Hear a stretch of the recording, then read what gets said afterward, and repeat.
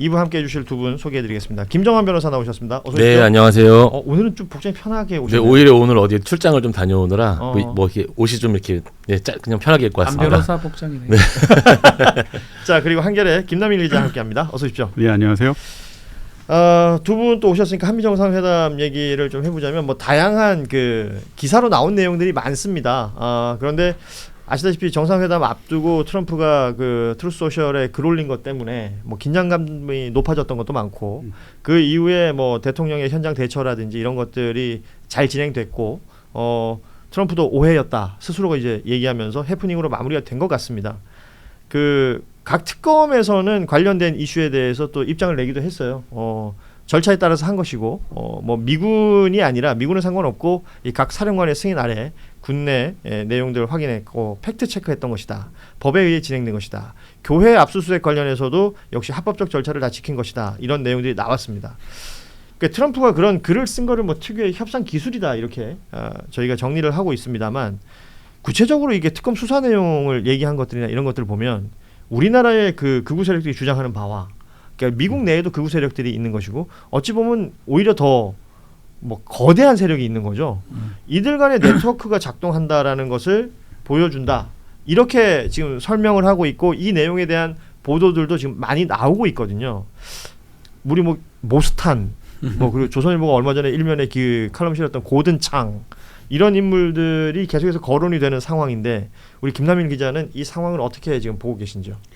이게 보면은 트럼프의 성격상 그리고 또 미국 대통령이라는 굉장히 바쁜 자리상 봤을 때 뭔가 오래전부터 그 주장이 뭐 혁명 숙청 뭐 이런 이 정보가 왜곡되고 저 근거 없는 정보가 트럼프한테 사전에 입력됐을 것 같지는 않아요. 아마 사전에 했으면 까먹었겠죠. 당연히 그 양반은. 예. 내가 봤을 때 이분은 아마 매우 직전에 정상회담 직전에 누군가 뭔가 사전에 뭐 야 이거 좀 바로 한마디로 트럼프 귀를 잡고 있는 누군가에게 바로 직보가 됐고 그게 이제 바로 트럼프는 즉자적으로 반응하잖아요. 이게 어떤 정보가 어떤 근거가 있는 것인지 뭔지 확인 안 하고 그렇죠. 자기가 매우 신뢰하고 믿는 누군가가 말을 하면 그래 하면서 바로 올려버리는 스타일이기 때문에 내가 봤을 때 그런 걸 정확하게 그 통로와 그 트럼프의 그 반응까지 다 계산된 시간대에 딱 누군가가 주입하고 그게 바로 갔다. 그러니까 굉장히 그게 한국과 미국의 어떤 극우 세력의 연계라는 게 뭔가 뭐 직접적인 통로가 있잖아요. 저번 그 부정선거 뭐 탄핵 국면 때 굉장히 그게 명확하게 드러난 바가 있고 최근까지도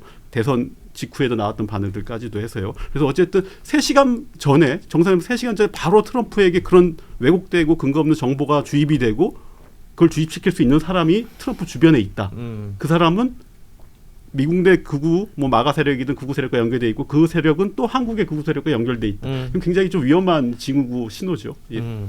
이게 지금 그 최혜병 특검에서 그 여의도 순복음교회 이영훈 담임 목사 압수수색을 했는데 이영훈 목사가 그 새벽에 어제 설교할 때 마치 그 자기가 곧 교회인 걸로 지금 표현을 하는 것 같아요. 그러니까 이번 정부가 교회는 함부로 건드린 것이 아니구나라고 반성하고 이 교회의 신앙 활동이 잘 될 수 있도록 협력을 할 것을 믿는다. 뭐 이런 얘기를 했어요. 그 순복음 교회에 있는 다른 교인들이 이걸 오해하시면 안 될 것 같은데. 자기 주택을 압수수색하는 거예요. 그러니까 목사 개인의 제가 오늘 이명헌 특검 잠깐 뵀어요. 뭐 이것 때문에 뵌 건 아닌데. 최혜병 특검 여쭤봤어요. 그러니까 어이없어하는 거예요. 이거하고는 관계가 없는 거예요. 교회 압수수색한 거 아니에요. 교회 압수수색을 한 게 아니고 그 목사의 개인의 사무실 개인의 집 압수수색을 한 거면 그걸 교회라고 얘기를 하면 안 되는데 확대해가지고 종교 탄압인 것처럼 만드는 경향이 있는 것 같아요. 그래서 이게 또 트럼프한테 갔는지는 뭐 정확하지 그 루트는 알 수 없지만 그렇다면 거짓 정보를 알려준 거고 또 거짓 정보를 그 미국 대통령이 얘기한 거잖아요. 그게 뭐 제가 종교가 있거나 뭐 그런 건 아닙니다만 흔히 우리가 교회 그러면 그 교회 건물을 얘기하는 거라고 생각하는데 그렇죠. 교회라는 건 이제 예수님에 대한 신앙 활동을 하는 그 신도들의 기도 그 자체를 얘기하는 것이기 때문에 이 교회와 예배당을 일치시키는 것도 문제고 교회와 목사를 일치시키는 것도 더 문제고. 문제입니다. 그건 더 문제죠. 근데 이 사람들은 그걸 뭐 정광훈이라든지 이런 사람들은 그 권위로 신도들에게 대하는 모습이 나오지 않습니까? 이건 참 문제가 있는 그렇죠. 것 같아요. 교회 관련돼서 뭐 우리 헌법이 당연히 정교 분리가 딱 그 원칙이긴 한데 예. 조금 전에 그 김남일 기자님이 그 트럼프 주위의 어떤 사람들에 대한 이야기를 해주셨잖아요. 제가 이제 법과 제도를 다루는 사람이지만 사실은 법과 제도는 사람을 믿지 않고 법과 제도를 통해서 무엇인가를 만들어내는 어떻게 그렇게 이제 문명을 발전시켜 왔음에도 불구하고 사실은 그 자리에 누가 있느냐가 굉장히 중요합니다. 사람이 하는 일이기 때문에. 그런데 어떤 사람이 그 일을 하느냐가 가장 중요한 게 사실은 외교예요. 외교는 법과 제도 원칙으로 돌아가는 게 아니라 누가 그 자리에서 무엇을 하느냐의 어떤 사람에 의해서 외교관의 어떤 자질이라 그런 게 굉장히 중요하거든요. 저는 그 짧은 시간에 트럼프 대통령이 그런 그 메시지를 남기고 정상회담에 들어감에도 불구하고 그 짧은 시간에 우리나라의 어떤 외교관들이 그리고 대통령 비서실에서의 어떤 그 역할이 있었잖아요. 그게 정상적으로 작동했다는 데에 대해서 일단 되게 안심을 하고요. 예. 일단 만약에 트럼프 대통령이 정말로 그 생중계되고 있는 어떤 그런 공개된 정상회담에서 그 이야기를 다시 한번 언급만 하더라도 이게 그거한테 어떠한 그 빌미를 줄 수 있을 텐데 어떤 외교 프로토콜이 작동을 하면서 저는 그래서 대한민국 외교와 관련된 뭔가 정상적인 그리고 굉장히 그 역할을 하는 분들이 많이 수고를 했구나라고 생각을 했고 그 과정 그러니까 정상회담이 이루어지기 몇 시간 전에 누군가가 트럼프 대통령이 그 글을 올리게 했던 그 과정은 사실 우리나라에서도 좀 정확하게 그 과정을 파악할 필요가 있을 것 같아요. 왜냐하면 향후에 어떤 문제가 발생할지 모르는데 그거를 만약에 파악을 못하고 있다면 더 큰 문제가 발생할 수도 있거든요. 그래서 다행이라고 생각합니다. 뭐 여러 가지 비하인드들이 지금 강훈식 비서실장이 미국을 갔던 이유라든지 이런 것들이 지금 보도가 되고 있는 내용들이 있습니다. 근데 이제 트럼프가 그 관련 게시물을 올리고 말씀하신 그 극우들은 야 이제 특황상이 신났어요. 막 다 정리해 줄 거야. 뭐 이런 굉장한 어떤 흥분된 모습을 보였었는데 뭐 회담 이후에 그 대응은 완전히 달라지고 있는 것 같습니다. 그런데 이제 중요한 것은 현역 정치인들이 뭐 나경원 의원 같은 경우에 이재명 민주당 정권의 독재적 국정 운영, 내란몰이, 사법 시스템 파괴, 야당에 대한 정치 보복, 언론 장악이 이 미국 눈에는 숙청이나 혁명처럼 보였던 것 아닐까? 뭐 이런 글을 남기기도 했고 김문수 전 장관 대한민국이 국제사회에서 고립될 중대 위기에 직면했다. 주진우 의원은 이재명 대통령과 민주당의 반미 친중 독재 행보가 자초한 일이다. 뭐 이렇게 막 신나게 올렸었어요. 그리고 뭐 지금 대부분 사실관계가 확인이 되고 있습니다만 뭐 의전 홀대라든지 이런 얘기를 계속하면서 이 한미 정상회담에 임하고 있는 저 대통령과 정부에 대한 저 깎아내리는 듯한 얘기를 많이 했지 않습니까? 왜 이러는 걸까요? 현역 의원들까지 이렇게 나서는 이유는 이건 뭐 본인들한테도 득이 될 것 같지가 않은데 왜 이러는 걸까요? 이게 사실은 이게 아마 신나서 한 것 같아요. 그냥 신나서? 다 그게 뜨니까 페이스북 SNS에 그게 뜨니까 너무 신나가지고 했는 건데 사실은 그 이후에 지금 좀 전에 김 변호사님 말씀하신 것처럼 우리가 외교적으로 잘 막아냈던 측면 때문에 무색해져 버린 것도 사실이에요. 아니 근데 나는 그 오늘 김남일 기자께서 한겨레 그 기사를 쓰신 게 트럼프요 한국 정치에 개입하소서 국힘에 파고든 화물숭배라는 기사를 쓰셨는데 제가 이 화물숭배라는 단어 보면서 야 이게 여기서 이제 소환이 되는구나 라는 생각이 들 정도였어요. 일단 우리 김남일 기자가 직접 나오셨으니까 화물숭배가 뭔지부터 설명을 좀 해주셔야 될 것 같습니다. 이게 영어로 카고 컬처라고 카고 컬처라고 해서 뭔가 화물숭배 아니면 화물신앙 뭐 이렇게 되는 건데 이게 약간 남태평양의 섬에 있는 실제 하는 신앙이에요. 그러니까 뭐 옛날에 뭐 19세기나 뭐 20세기 초에는 배였을 것이고 이제 실제 이제 가장 이제 발현된 것은 뭐 2차 세계대전 때쯤이라고 해요. 그러니까 미군이 남태평양에 이제 계속해서 전쟁을 하면서 비행장을 짓잖아요. 섬마다 이제 중간 기착지로. 그러다 보니까 그 미군 비행장으로 수송기가 도착하면 막 새로운 뭐 보도 못한 신문물이 쏟아지는 거죠. 그 섬 원주민들. 뭐 정치적 PC함에 따르면 선주민이라고 해야 되나요? 어쨌든 섬 원주민들이 보기엔 세상에 이런 물건들이 어디서 막 하늘에서 뭐가 날라와서는 막 누가 만들지도 않는데 떨어지는 거예요. 이제 그걸 보고 오 이런 게 있구나 하다가 한마디로 그걸 신의 선물로 이제 섬 원주민들 생각을 했고 그러다가 이제 전쟁이 끝나니까 미군 비행장이 폐쇄가 되고 더 이상 이제 수송기가 안 오고 그러면 이제 더 이상 그 신의 선물이 오지 않는 거죠. 화물이.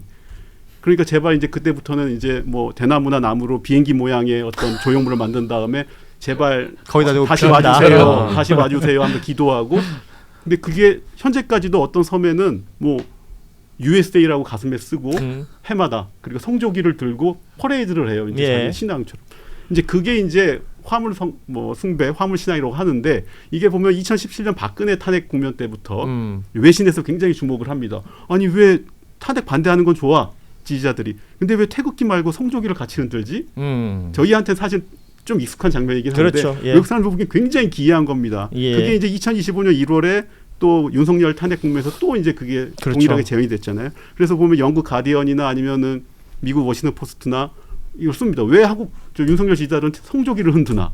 그러면서 이제 소환되는 게 한국 전쟁 때 미군의 도움, 뭐 이런 것부터 시작해서 한국의 복음주의 개신교 대형교회와 미국의 복음주의 교회의 연결, 뭐 이런 것들 그리고 뭐 부정선거 세력과의 연결 이런 것들이 다 소환되면서 결국에는 뭐 박근혜에 이어 윤석열을 구해주실 분은 투항상이다. 예. 이게 이제 국민의힘 의원들이 사실은 보면 약간 그 정당에는 그런 미국에 대한 의존이나 뭔가 미국이 뭔가 해주길 원하는 뭐 만약에 진보정 민주당 정권이 들었을 때 미국이 좀 압박을 해주길 바라거나 민주당을 좀 뭐 내치거나 이런 걸 예. 원하는 게 있잖아요. 기본적으로 당의 DNA로. 근데 이게 지금은 그 단계를 넘어서서 아예 오히려 지금 뭐 터무니없이 뭔가 약간의 이재명 정권에 대한 분노와 증오가 약간 정치적 종교로 승화를 해서 약간 투항상이 해주시기까지가 넘어간 것 같아요. 예. 이건 뭐 일종의 숙미주의가 자리 잡고 있는 것이다. 이렇게 해석도 가능할 것 같은데, 그러니까 기승전 미국으로 정리하려고 하는 그런 모습들,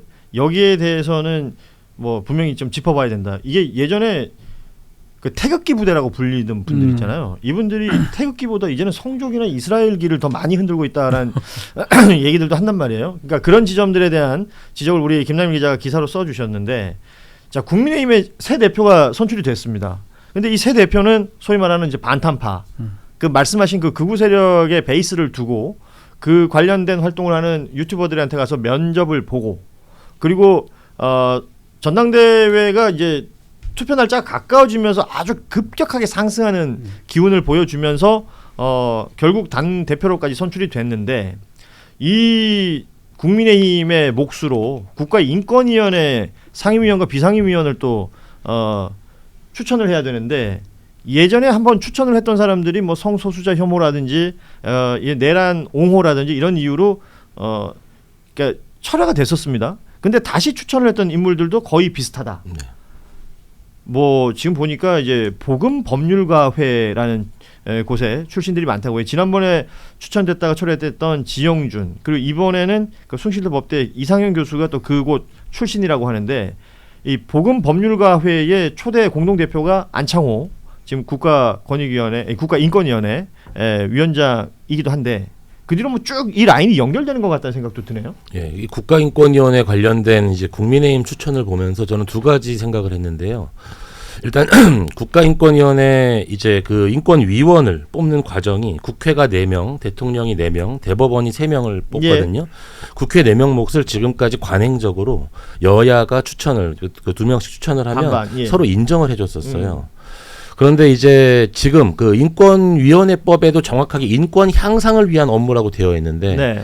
이 인권 향상을 위한 업무에 전혀 어울리지 않는 사람들, 그 소위 말하는 어떤 극우적 마인드의 어떤 그런 그 사람들이 추천되는 과정을 보면서, 아, 국민의힘이 내부 자정작용이 이제 안 되는구나. 아예 내부에서도 국가인권위원회 위원 추천을 하자라고 할 때 분명히 국가인권위원회에 어울릴 만한 사람들을 그래도 추천을 하는 어떤 그런 내부 과정이 있어야 되는데, 이제 그게 안 되는 거예요. 예. 내부적으로 이게 안 되는 거 하나. 두 번째, 국가인권위원회를 이 국민의힘이라는 곳이 어떤 눈으로 바라보는가. 이 조직이 잘 되기를 바라는 눈이 아닌 거예요. 예, 이 조직 자체가 제대로 운영되지 않기를 바라는 것이 이제 명확해졌습니다. 이게 뭐 한두 번이 아니고요. 반복되는, 심지어 지금 현재 국가인권위원회 위원장부터 시작을 해가지고 인권의 향상이라는 어떤 그 인권과 관련된 업무에는 부적합하다라는 것이 거의 공론화돼 있는 분들이거든요. 그래서 현재 국가인권위원회 관련된 국민의힘의 어떤 추천, 저는 국민의힘이 이제는 국가인권위원회 추천 모습만으로도 어떤 그 내부적인 분열과 어떤 그런 극우적 모습, 이런 걸 확인할 수 있는 어떤 예. 상황이라고 생각을 합니다. 그러니까 오히려 인권위에 가지 말아야 될 사람이 네. 가는 모습이거든요. 반대적인 말이 좋은 법률가이지 극우적인 기독교 성향을 갖고 있는 사람이 예. 뭐 그것 때문에 문제돼서 지난번에 반대가 됐었는데 이번에 또 똑같은 사람을 또 써버렸단 말이에요. 결과적으로 지금 본회의 상정되긴 했습니다만 두 사람 이상현, 우인식 네. 두 인물에 대해서 모두 부결로 결론이 그게 날 수밖에 없죠. 날 수밖에 없는 구조였다. 복음범죄과회가 아까 말씀드린 복음주의 세력이 핵심이거든요. 그리고 여기가 창립할 때 2021년이니까 창립할 때 보면 여러 고문들을 세운데 대형교회 목사들을 거기에 또 이영훈 여의도 순복 목사가 또 고문이었고 그때 안창호가 공동대표 저희가 말씀드렸지만 지금 국민의힘 조배석 의원 거기에 예. 참여해 있고 윤석열 탄핵 심판 때 대리인을 썼던 조대현 전 헌법재판관 이 양반도 복음범죄과의 소속이고 그렇군요. 예. 굉장히 많습니다. 그래서 부결돼야 한다라는 이야기가 나올 때 어떤 생각을 했냐면 부결될 수밖에 없는 사람을 추천한 거거든요. 이게 현재 그 민주당이 다수인 국회에서 이분들이 이게 인정될 거라고 생각을 했다면 그 자체가 말도 안 되는 생각인 건데요. 어쩌면은 이런 부결 자체의 모습을 바랬을 수도 있을 것 같아요. 그게 자신들에 네. 대한 탄압으로 네, 또, 그렇죠. 만들어질 여러 수도 가지 있고. 지금 특검 국면이라든지 여러 가지를 봤을 네. 때 이제는 과거에 관행적으로 추천해오던 것도 안 된다라든지 어떤 그런 모습으로 이용하려 한 게 아닌가라는 의심이 이건 의심이 아니라 합리적 판단이라고 생각을 해요. 지금 아니, 국회 본회의에서 그 부결되는 장면을 좀 약간 소개하면 이게 99표밖에 안 나왔어요. 그러니까 그래요. 지금 국민의힘이 107명인데 거기서도 100표도 못 모으는 당이 지금 추천했습니다. 근데 이제 부결되고 나서 이제 국민의힘은 또 이게 대한민국 독재냐 뭐냐 하면서 막 소리치면서 다 나갔고 그때 민주당에서 했던 말이 의원들이 현장에서 했던 말이 사람다운 사람을 추천해야지 였고 그리고 나서 또 우원식 국회의장이 약간 화가 났어요. 그 양반이. 그러니까 뭐 자기는 원래 개입 안 하지만 한마디로 야 내란옹호한 사람을 갖다 추천하면 어떡하냐. 어? 국회를 갖다 폐쇄하고 우리가 그 국회가 힘으로써 어떻게 이 해제를 시킨 그 국회가 그 정당이 그런 사람을 추천하면 우리가 그걸 어떻게 해주냐까지 말을 했거든요. 그러니까 딱 민주당 그게 제목 같아요. 사람다운 사람을 추천해야 우리가 통과시키지. 예. 지금 무과금님이 댓글로 과거에는 보수 정부도 최소한의 인권 마인드가 그렇죠. 있는 사람을 그렇죠. 추천했는데 그렇죠. 라는 댓글을 달아주셨습니다. 바로 그 이야기를 저희가 지금 잠시 나눠봤습니다. 박근혜 때는 이제 유영하 변호사가 인권이었죠. 이게. 자, 최혜병 특검 관련된 뉴스 하나 전해드리겠습니다. 이게 동아일보 보도로 알려진 건데 최혜병 특검에서 이제 문건을 하나 확보했다. 그 문건이 뭐냐? 윤석열 정부 대통령실이 지시한 내용으로 해병대 군사경찰 축소 내용을 담은 국방부 보고서인데 그 해병대 군사경찰을 61% 줄인다라는 내용이 기본적인 내용입니다. 그러니까 23년 8월에 작성이 됐다 그러고요. 6페이지 분량의 군 수사조직 개편 계획이라는 문건인데 이게 이제 날짜가 이제 8월이란 말이에요. 이거 좀 유심히 볼 필요가 있습니다. 예. 대통령실, 국방부 수뇌부, 그러니까 보류 지시를 했는데 박정훈 대령이 당시에 이 내용을 경북경찰청에 그 임성근을 피의자로 적시해가지고 이첩했던 바로 그 다음 날 이 문건이 작성이 됐다는 그렇죠. 겁니다. 그래서 저는 그 해병대 61%의 군사경찰 줄인다는 게 이게 당연히 이제 다른 군과 비교를 해봐야 되잖아요. 그러니까 육군 내용을 보니까 육군은 37%. 근데 해병대는 61%를 줄이라고 했어요. 그러면 해병대의 사건이 더 많이 없으니까 또 병력 수도 더 적으니까 그런가 하고 봤더니 또 그렇지도 않다는 겁니다. 이게 이제 그러니까 단위로 살펴보면 확인할 수 있는 거잖아요. 수사 인력 1인당 평균 사건 수가 전체가 9.8. 그리고 육군은 11.8인데 해병대는 무려 17.8이에요. 그러면 오히려 수사 인력을 늘려야 되는 거잖아요. 그러니까 되게 중요한 문건이에요, 사실. 예. 그래서 이게 보도가 지금 된 걸로 보니까 특검에서 한번 조사를 하고 있을 것 같아요. 실제로 이제 군 그 검찰이나 군 수사 그 개혁을 하면서 실제 1심에 뭐 성사건이라든지 살인 사건들 다 넘어가고 2심 폐지되고 이러니까 수사를 줄이는 건 당연한 상황이었고 인원을 예. 줄이는 거.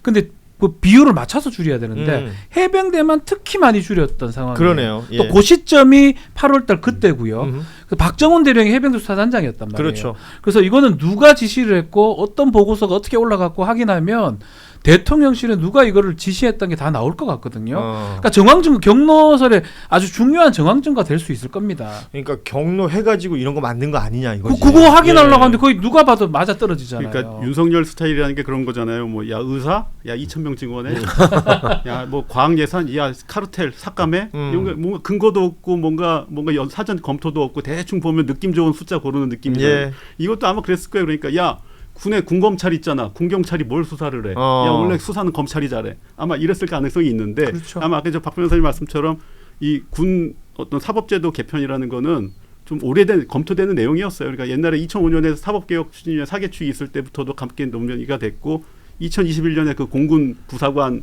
예. 성범죄 사망 사건 있을 때 그때도 이제 한번 크게 제도 바뀌이 있었고 그러니까 준비는 계속 되어 왔을 것이고 아마 관련 부서는 계속해서 그 숫자나 이런 것들 업데이트 해왔을 거예요. 예. 다만 그걸 갖다 갑자기 보고서로 올리게 되고 하는 거는 때가 누군가 하필 몇 대. 야 이런 거 없냐 그랬더니 각하 우리가 이런 거 검토하고 있는데 바로 올리겠습니다 해서 왔을 겁니다. 그래서 야 군검찰이 수사할 수 있는데 뭐 군경찰이 이렇게 많이 예. 아마 이 계기가 있었을 텐데 전격적으로 그 보고서를 올리게 된 계기가 그거는 박 변호사님 말씀처럼 뭔가 대통령실에 누군가 했는데 그건 또 누군가겠죠. 당시 이제 국방장관이 이종섭 전 장관인데 뭐 입장문을 변호인 통해서 내긴 냈더라고요. 특검이 그런 의심을 하고 있다면 그 자체로 터무니없는 억측이다. 뭐 이런 얘기를 했다는데 하루 만에 작성될 수 없는 검토 문건이다 이렇게 얘기를 했는데 그러니까 그렇기 때문에 그게 더 문제인 거예요. 왜 하필 그때 작성된 그렇죠. 거예요? 그 타이밍. 예. 그러니까 저 말은 아마 아까 말씀드린 것처럼 뭔가 사전에 우리는 계속 이거는 하던 업무예요. 예. 맞아요. 하던 업무입니다. 맞아요. 근데 다만 갑자기 왜 보고서가 여기서 갑자기 그렇죠. 만들어졌느냐. 이게 사실은 핵심인데 약간 물타기성 해명인 거죠. 그리고 왜 해병대만 이렇게 이해하기 힘든 큰 숫자냐. 그렇죠. 이것도 좀 얘기를 했던 것이고요. 뭐 시간이 많지는 않습니다. 우리 박지훈 변호사가 이제 다음 일정 때문에 한 10분 정도 저희가 조금 더 해보자면 그 얘기하시네요. 왜요? 너무 좋아서. 다음 방송이 아니요. 이재석 앵커하고 하는 겁니까? 아니요, 딴 데입니다. 뭐 얘기하셔도 돼요. MBC. MBC 가세요? 땜빵. 그러면 하이킥? 네, 어떻게 하세요? 예, 뭐좀 이따 하이킥 보시면 또 나옵니다. 예. 이게 24시간 연결이 되거든. 네. 부끄러워라.